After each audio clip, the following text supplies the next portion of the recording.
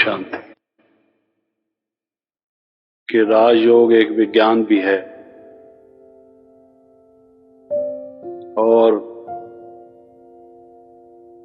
कि ये सहज राजयोग है। इस ईश्वरीय विश्वविद्यालय की स्थापना के निमित्त पिताश्री हमेशा कहा करते कि इसे केवल राजयोग नहीं कहो, सहज राजयोग कहो। राजयोग कई लोगों के लिए वो सुनते ही समझते हैं कि कोई कठिन प्रकार का अभ्यास या पुरुषार्थ है। सबसे पहले जब किसी को ये बात मन में बैठ जाती है कि ये कार्य तो सहज है, इसे मैं भी कर सकता हूं। आमतौर से मुहावरे में जैसे कहा जाता है, ये तो बाएं हाथ का खेल है, ये तो बच्चे भी कर सकते हैं। It's so easy for me.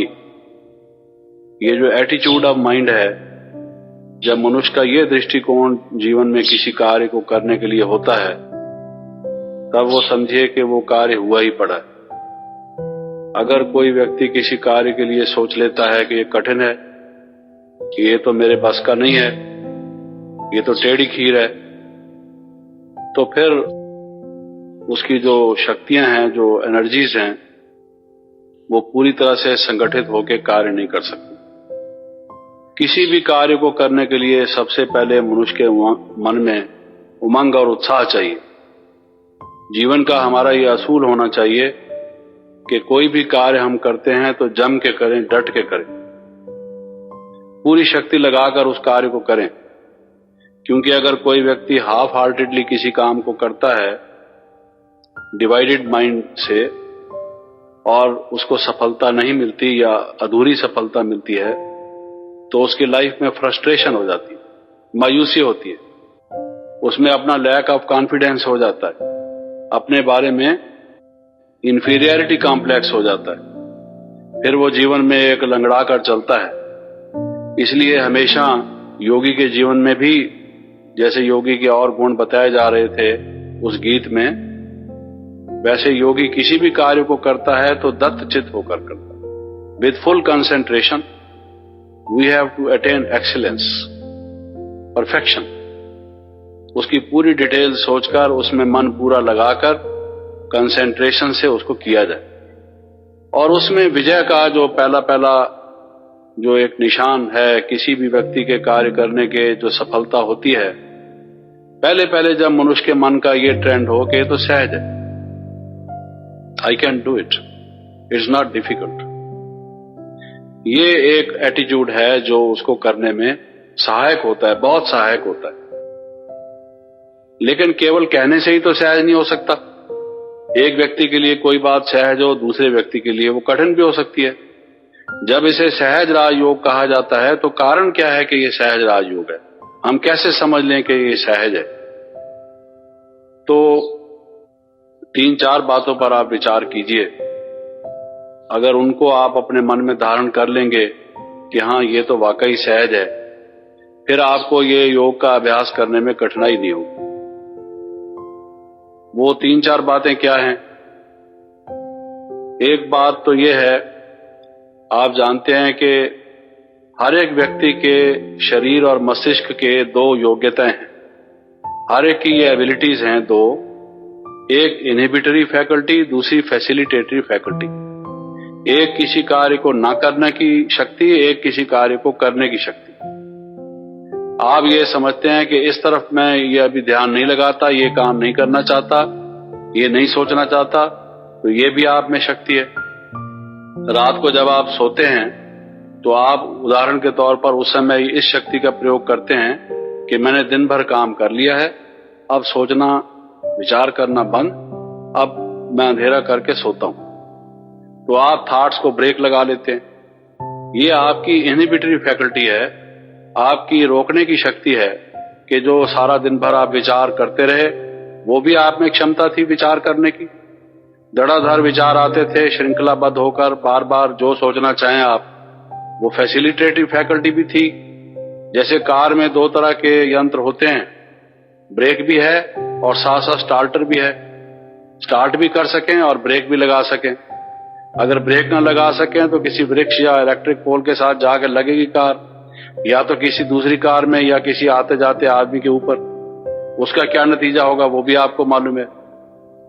अगर जिस मनुष्य की ये योग्यता कम हो जाती है वो रात भर सो नहीं सकते। जिनको रात को नींद नहीं आती उसका एक कारण क्या है कि उनकी इनहिबिटरी फैकल्टी जो है वो कमजोर हो जाती है, थॉट को रोक नहीं सकते। वो डॉक्टर को कहते हैं कि कोई ऐसी टेबलेट, ऐसी गोली, ऐसा पिल दीजिए जिससे कि मैं सो सकूं। वरना बचपन से जन्म लेते ही हर एक की ये योग्यता होती है, छोटा बच्चा भी सो जाता है। सोना किसी को सिखाया नहीं जाता। क्या किसी माता पिता ने किसी बच्चे को कभी सोने का आर्ट सिखाया है? ये इनबॉर्न इनहेरेंट एबिलिटी है व्यक्ति की कि वो थॉट को रोक लेता है। और दूसरी जो सहज, जो मनुष्य की नेचुरल एबिलिटी है वो है थिंक करने की, फैसिलिटेटरी, जैसे मैंने बताया। और आप देखेंगे कि योग में इसका बड़ा प्रयोग होता है। योग में हम क्या करते हैं कि उस समय अपने शरीर के बारे में, शरीर के संबंधियों के बारे में, संसार के बारे में, परिवार के बारे में, अपने व्यापार के बारे में जो थॉट्स हैं उनको तो इनहिबिट कर देते हैं, रोक देते हैं।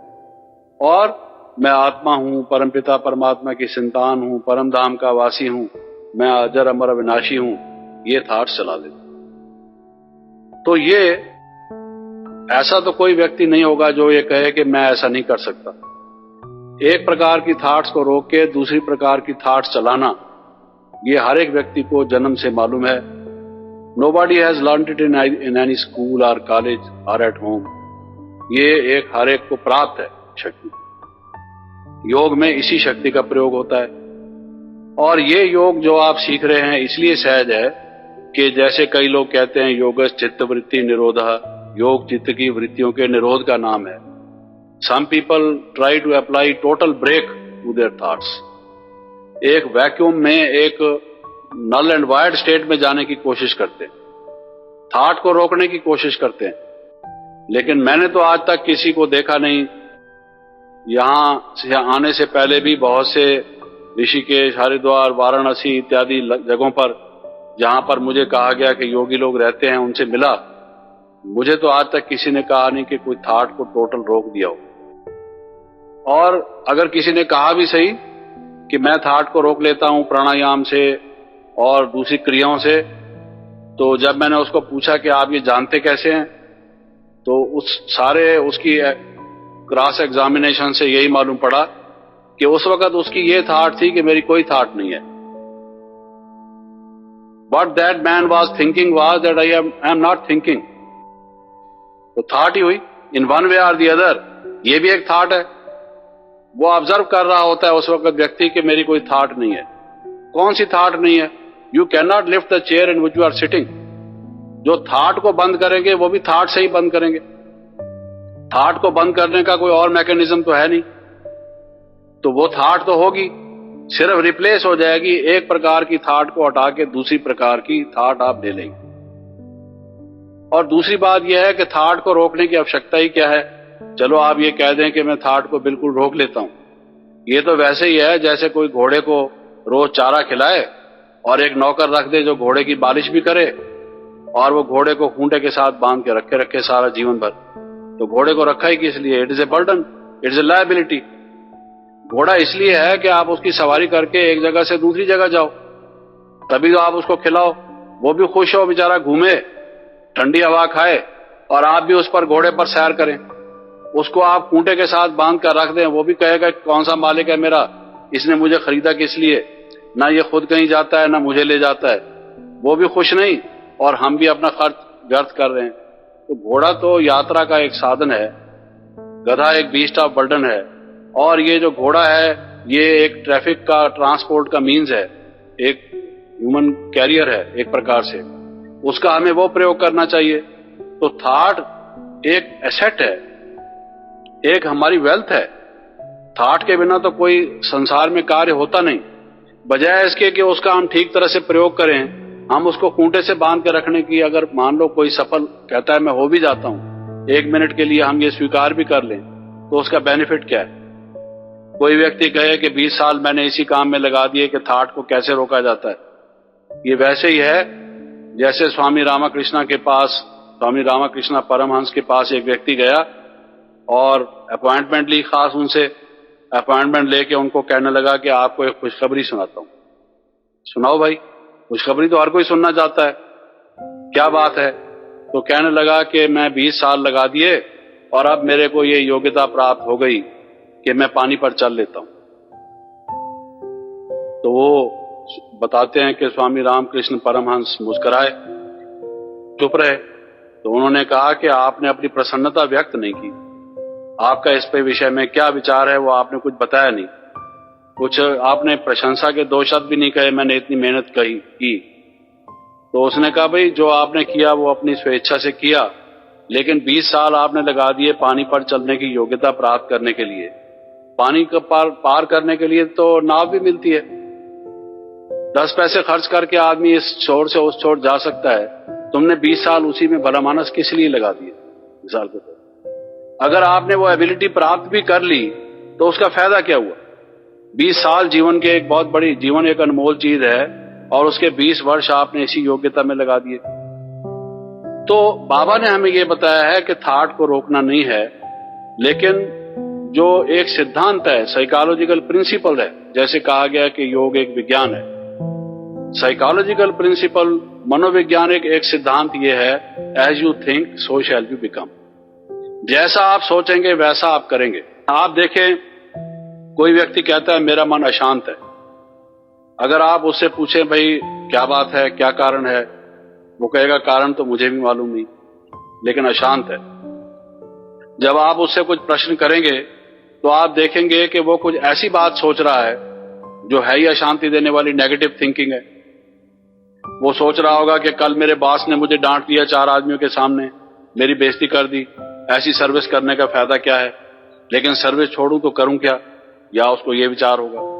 कोई छोटी आयु का बच्चा है तो सोचता होगा मैं बीमार हो गया था, एग्जामिनेशन के लिए प्रेपरेशन नहीं की, परसों से तो इम्तिहान शुरू होने वाले हैं, और उसका मन अशांत है कि उसका साल भर का जो रिजल्ट है वो क्या होगा। तो कोई ना कोई एंग्जाइटी की, वरी की, फियर की, कोई ना कोई ऐसी बात कोई व्यक्ति सोच रहा होता है जिससे उसको अशांति होती है। तो शांति और अशांति का संबंध, या हमारे जीवन के हर एक अनुभूति का संबंध हमारी थिंकिंग से है। इसलिए किसी ने कहा है as you think so shall you become. अगर किसी व्यक्ति में ये ऐसी कला हो कि वो थॉट्स को मनुष्य के पढ़ सके, उसके चेहरे पर जो अंकित होती हैं, उसके शरीर में जो अंकित होती हैं, बाहर भी उनका प्रतिबिंब होता है। जैसे किसी ने कहा है कि face is the index of mind, तो बताया जा सकता है कि इस व्यक्ति के मन में क्या प्रकार की थॉट्स हैं जिससे इसकी ऐसी फीलिंग है। उस सिद्धांत को सामने रखते हुए ये योग का अभ्यास है कि अगर हम ये थॉट्स रखेंगे कि परमात्मा शांति के सागर हैं, आनंद के सागर हैं, प्रेम के सागर हैं, दुख हरता सुख करता है, मेरा भी वास्तविक स्वरूप शांत है, मैं शुद्ध हूं, मैं अनादि हूं, मैं अविनाशी हूं, तो इस प्रकार की थिंकिंग से हमारे जीवन में वैसी ही अनुभूति होगी। As you think so shall you become, उस प्रिंसिपल से, और उससे हमारा जो लाइफस्टाइल है, जो पैटर्न ऑफ लाइफ है, आप देखेंगे कि वो शांत, आनंदमय, प्रेममय होता जाएगा।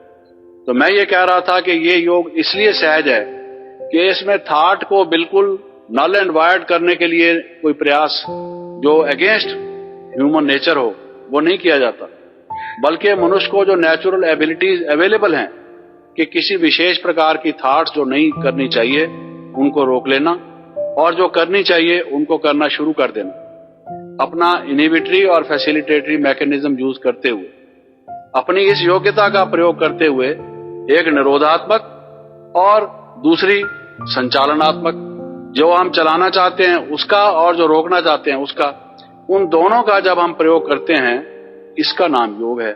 योग में इस विधि को अपनाया गया है। तो चूंकि ये हर एक को प्राप्त है योग्यता, और ये हमारी नेचर है उसके अनुरूप है, नेचुरल है, इसलिए सहज है। एक बात तो ये। दूसरी बात ये कि कोई भी संसार में आपको ऐसा व्यक्ति नहीं मिलेगा जिसमें प्रेम का गुण ना हो। आप में से किसी के जीवन में कोई ऐसा अनुभव हुआ हो जिसको कोई व्यक्ति मिला हो जो प्रेम के एक बूंद, एक कण, एक एटॉमिक, सब एटॉमिक पार्टिकल, प्रेम का पार्टिकल तो नहीं होता, लेकिन कहने में, एक मुहावरे में मैं कह रहा हूं कि जो प्रेम के बिना हो ऐसा आप नहीं देखेंगे। प्रेम हर एक व्यक्ति का स्वाभाविक गुण है। अंतर केवल इतना होगा कि किसी का प्रेम मोह का रूप लिए होगा, किसी का प्रेम खाने पीने के पदार्थों के प्रति आसक्ति का रूप लिए हुआ होगा, किसी का प्रेम काम वासना का रूप लिए हुआ होगा, किसी का प्रेम लोभ के रूप लिए हुआ होगा, और किसी का प्रेम अपने माता पिता से होगा, किसी का प्रेम अपने मित्र से होगा, किसी का प्रेम और कहीं नहीं होगा तो अपने से ही होगा। Self loving. जो स्वार्थी लोग होते हैं, स्वार्थी लोग क्या हैं? जिनका किसी से प्रेम नहीं होता, प्रेम से बिना वो भी नहीं होते, उनमें सेल्फ लव होता है। वो अपने आप को प्यार करते हैं, जो चीज चाहिए अपने लिए चाहिए, दूसरे किसी के लिए नहीं चाहिए। Even a selfish person is not without love. Even a selfish person has love. But the difference between him and other people is that he has love for himself only. वो सेल्फ सेंटर्ड है, उसकी जो love है वो केवल अपने से है। तो लव हर एक में होती है और ये स्वाभाविक है। हर एक व्यक्ति चाहता है मुझे लोग प्यार करें, और वो भी चाहता है मैं किसी से प्यार करूं। ये संसार प्रेम में है, लेकिन वो प्रेम विकृत हो गया। अब ये जो योग है, ये जो हमारी हर एक की एक नेचुरल एबिलिटी है प्रेम की, उस प्रेम को हम परिवर्तित करते हैं, आत्मा का प्रेम और जगह से हटाकर उस परमात्मा की तरफ लगाते हैं। इसका नाम योग है। तो चूंकि ये एक साइकोलॉजिकल फैक्ट है, एक हमारे अकॉर्डिंग टू नेचर है, हर एक को ये चीज प्राप्त है, हर एक इस कला को जानता है, इसको कर सकता है, इसलिए भी हम ये कहते हैं कि ये जो योग बाबा ने हमें सिखाया है, जिसका हम अभ्यास करते हैं, ये सहज राजयोग है। और खास बात ये कि प्रेम को परिवर्तित करना भी हर एक की एक स्वाभाविक गुण है। छोटा बच्चा है, माँ बाप से प्यार करता है, फिर वो खेलने कूदने लगता है, मोहल्ले में जाता है या स्कूल में जाने लगता है, तो जो अपने फ्रेंड्स हैं उनके साथ उसका प्यार हो जाता है, उधर प्यार कम होके उधर ट्रांसफर हो जाता है। फिर वो और बड़ा होता है, औरों के साथ उसका प्यार हो जाता है, मैरिज कर लेता है, हस्बैंड और वाइफ का प्यार के रूप ले लेता है, बच्चे हो जाते हैं, बच्चों में प्यार चला जाता है। तो न केवल हर एक व्यक्ति में लव है, बल्कि लव को ट्रांसफर करना, एक स्थान से दूसरे स्थान, एक की बजाय दूसरी जगह ले जाना, ये भी हर एक का स्वाभाविक गुण है। तो ये जो योग है जो हमें यहाँ सिखाया जाता है, जिसे हम सहज राजयोग कहते हैं, उसमें यही करना होता है कि उस परमपिता परमात्मा से प्यार करना, जिससे जो संसार में प्यार विकृत हो गया है, प्यार ने जो काम वासना का, मोह का, लोभ का, आसक्ति का ये जो रूप ले लिया है, ममता का, ममत्व का ये जो रूप ले लिया है, या स्वार्थ का, तो वो फिर से शुद्ध होकर उस परमात्मा के साथ जुटकर वो प्यार हमारा निर्मल हो जाए। प्यार एक डिवाइन क्वालिटी है, इसलिए परमात्मा को प्यार का सागर कहा जाता है। ये सारा संसार ही बदल जाए अगर इसमें प्यार, हर एक में आपस में स्नेह प्यार हो, उसमें हर एक का कोऑपरेशन भी होगा, हर एक का दूसरे के प्रति सहानुभूति भी होगी, सेवा भाव भी होगा, सब गुण आ जाएंगे, ये संसार हरा भरा हो जाएगा। दुख और अशांति यहां से भाग जाएंगे जब मनुष्य में प्यार आ जाएगा। वो विकृत प्यार जो है वो शुद्ध निर्मल प्यार हो जाएगा। तो ये मैं कह रहा था कि हर एक में प्यार स्वाभाविक है, और उस प्यार को परिवर्तित करना, एक से दूसरे में ले जाना, ये भी हर एक में स्वाभाविक गुण है।